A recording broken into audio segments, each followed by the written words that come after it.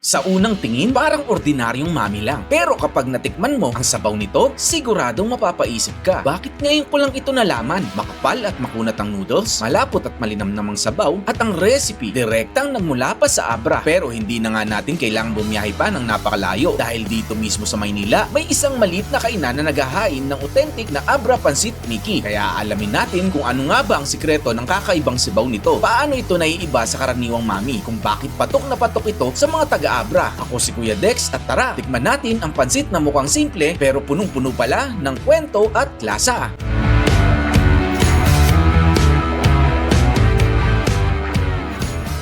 Ako nga pala po si Judy Peralta na taga-Abra. Nagsimula po kami nung 3 years na, pansit Miki namin. Matatagpuan nga pala dito sa 59A, Don Manuel Corner, Cadig po. Sir, itong pansit Miki na to ng taga-Abra, ano ang kaibahan nito sa mga ibang noodles ng Pilipinas? Yung noodles kasi sa amin, boss, tradition siya na gawa. Walang lasa. Okay. Magkaiba sila sa pansit dito sa Manila na yung pansit kasi may lasa eh. Kung baga plain siya, wala siyang lasa talaga. Matanong ko lang, sir, iba rin siya doon sa ginagamit sa batil patong eh, no? Iba rin eh, no? Yung sa may batil patong po kasi medyo maalat-alat yun. Oo. Hinuhugasan ko muna yun bago timplahan. Ito kahit hindi mo hugasan Hindi eh, po. talaga matabang, no? Parang walang lasa. Walang lasa po talaga.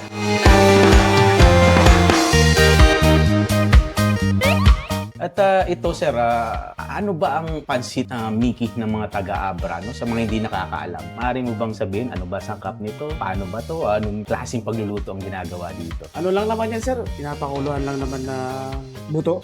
Yun lang naman yung ano doon. May specific bang buto dyan, sir, na ginagamit? Yun lang, basta sa ulo lang ng baboy. Ulo. Ulo lang. Ayun. Ito, sir, matagal ng pagkain ito sa Abra, no? Specific sa Bangged. Apo, matagal na po talaga ito, sir, sa original po talaga na pagkain ng Abra. May nakapagsabi sa akin, sir, ito daw ay madalas ginagawang almusal sa Abra. Apo, sa probinsya po sa amin, umaga, tanghali, tsaka pangapunan. Karamihan kasi pag may mga nagbabakasyon galing Manila, yun lang anong ginagawa nila. Ayun. Umaga, hapon, tsaka gabi. Pansit Miki lang po.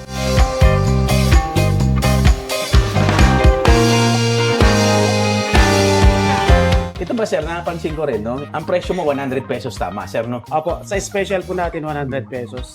Overload naman, 150. Okay. Tapos sa overload na may mata, 160. Sa regular naman po natin, sa regular is 70 yung walang itlog. Kapag may itlog naman po, 85. Pero sa presyo na yan, sir, yung serving mo, ang dami, hindi ba talo? Tama lang po. Yung kasi dahilan pa, kaya nila dinadayo eh. Sa dami ng servings. Kaya pala. Kaya i-maintain lang po natin doon. Huwag po natin siyang bitinin kumbaga sa ingredients. Kahit ba sa Abra, sir, ganyan din ang serving? Malalaki Hindi din? po pare-parehas sir eh. Hindi po pare-parehas. May malaki, may maliit. May natipid sa toppings. Meron namang hindi natipid. Pero sa akin po, hindi ko dapat tipirin kasi doon na nasana yung mga customer. Tinotodo mo talaga dito, sir. At ito, sir, sa mga kumakain dito, napansin ko din na hindi naman karamihan mga taga-Abra. Meron din mga Manileño kumakain, no? Nung madalas na naririnig mo sa kanila, nung sinasabi nila. Siyempre yung lasa, pasok po sa Pasok kanila daw. yung lasa po. Halimbawa, sir, ikaw ang kumakain, no? Hindi ikaw nagluluto. Bilang customer din, paano mo di-describe itong pagkain nyo? Siyempre, doon tayo sa mas masarap, sir. Pasok na lasa. Babalik-balikan natin kung masarap. Natikman mo yung isang luto kung masarap. Babalik-balikan mo. Sa awa ng Diyos, sir, lahat naman ng pumunta, bumalik. Either kung malayo o malapit, babalik. Dumadayo talaga, no? Dumadayo. Ang dami ko kumakain dito, no? At ito, yung grupo po dito na nakasama natin, mga taga-Abra sila. Talagang nakita ko yung way ng pagkain nila. Ginagamit talaga nila yung nasa jar na parang bawang, no? May halong panimpla yun, supa. Sa Abra, sir, marami rin nagtitinda ng ganyan. Kaliwat kanan. Oo, pero dito sa Manila, dito lang kayo nakakatikim ng ganyan, ano? Ayun po. Kaya pala, sarap ng kain nila. Lima, may gustong tumikim, may gustong umorder. Pwede bang online kayo? Meron kayong ganyan? Meron po. Sa malakas po tayo sa Lalamove, online order. By ano yan, sir? Paano sila pwedeng makatikim nito? Tatawag sa inyo or magme-message? Mag-message lang po sa page ko, sir. Sa page ko na Judy's Abra Pansit Miki. Tsaka yung mga gustong pumunta naman na medyo malayo-layo, tsaka kung alanganin sila sa address ko, pwede rin naman nila i-pin yung pangalan ng page ko na Judy's Abra Pansit Miki. Ayan. Bukod sa Abras Pansit Miki, sir, ano pa mga ibang naititinda nyo rito? Every other day, meron po tayong dinakdakan tsaka sinanglaw. Minsan may papaitan din tsaka yung kilawin, balat ng kalabaw.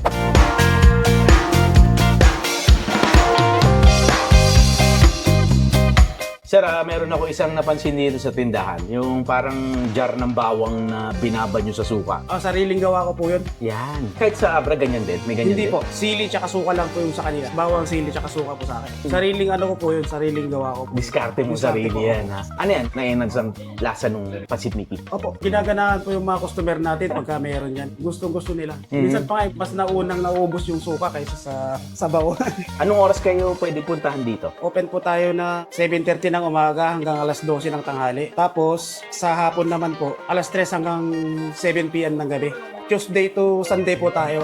Day off po namin ng Monday. Ito, ano yun na lang natin sa making pansit ba? Apo. Mga gaanong kilong nauubos siya sa isang araw na? Pagka malakas po yung daloy ng tao, pag dire-diretso po, nakaka 60 kilos. Kayo na rin naglalaga niyan, Sir, ng Mickey. Yung Mickey, opo. So ito po yung Mickey na specific na inaangkat pa galing Abra, ginagamit ni Sir Judy. Mapapansin natin, kakaiba nga siya, no? Yung elasticity niya, Noy, mas matagal maputol. Hindi gaya po ng mga Mickey dilaw dito sa Manila. Sa pag-observe po natin, mas malangis siya kaysa din sa mga Mickey na regular na nabibili sa mga supermarket. Pati po yung kunat, diba? Mas makunat siya. Kalasa po ng mga pasta ng spaghetti pag bagong laga. Yun ang lasa niya.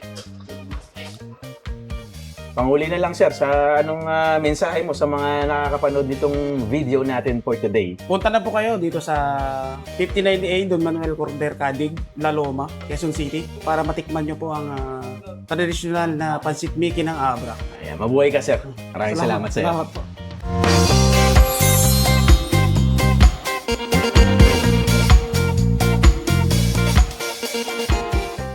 Grabe, kargadong-kargado to, no? Ngayon lang po ako kakain ito at ito nga, no, mga Noy, welcome sa ating taste test. Judy's Abra Pansit Mickey. At dito nga po tayo, lokasyon natin, Don Manuel. Mga Noy natin sa Abra, no? Mabuhay po kayo, shoutout sa inyong lahat kanina. May grupo po dito ng mga taga-Banggid. Ito'y sikat na ginagawa pong almusal yung mga taga-Abra, no? Itong ganito, at sa Abra nga daw po ito, ay kabi-kabilaan ng mga tindahan nito, no? Ano nga ba itong Pansit Mickey na ito, no? Technically, Noy, parang mami, no, natin dito. Ang kaibahan nito, Noy, may sarili siyang karakter, no? May atsuete po na nagpapakulay dito sa sabaw. Malinamnam daw po yung sabaw nito, pati Mickey niya kakaiba, no? Laman po nito, alam niyo po yung kinalas, no? Ito yung mga karne nung sa bungo ng baboy na natatanggal. Ito yung nilalagay, tapos po, para maging special, nilalagyan nila ng chicharon at chicharon bulaklak, tapos may itlog at may spring onions. Tikman natin yung sabaw, Noy.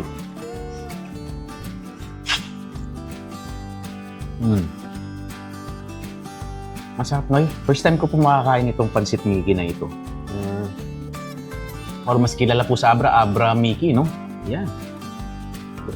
Ang sarap ng sabaw, ang linamnam. Alam niyo po, yun ang kakaiba sa kanya. Ang linamnam ng sabaw. Mahal ito sa tagal ng pagpapakulo ng mga bungo ng baboy. Pero hindi siya lasang nilaga. Ang sarap ng lasa niya. Okay, ito po first time reaction na sasabihin ko sa inyo dahil talagang ito yung first time tayo dito. Ngayon lang po ko nakakain to, di pa lang po ako nakakapunta ng Abra, no? Masarap siya, no? Papantayan niya po ang lasa ng Lapas Batchoy ng Iloilo, no? Ito ang pambangga ng mga taga-Abra. Siya pa po, nakakita ko kanina habang kumakain po yung mga ibang tao dito, no? Ito daw po ay galing din Abra, no? Yung suka na ito. Yan, no? Pakita lang natin. Nilalagyan ng maraming sili at maraming bawang. Tikman ko lang itong pinakasuka niya, no? Ayun! Sabi, lagyan natin, Noy. Nakita ko po sa kanila, ganito ganyan karami nilalagyan na bawang Dagan pa natin. Pakita ko lang sa inyo ang itsura, no? Ganyan na siya nang nakakalabasan niya pag may bawang na, Tapos, ito yung sinasabi ko pong Abra Mickey. Yan nga yung chewy, no? Pag ginuya mo, tama-tama lang. Sarap lang ngat-ngatin. Yun ba?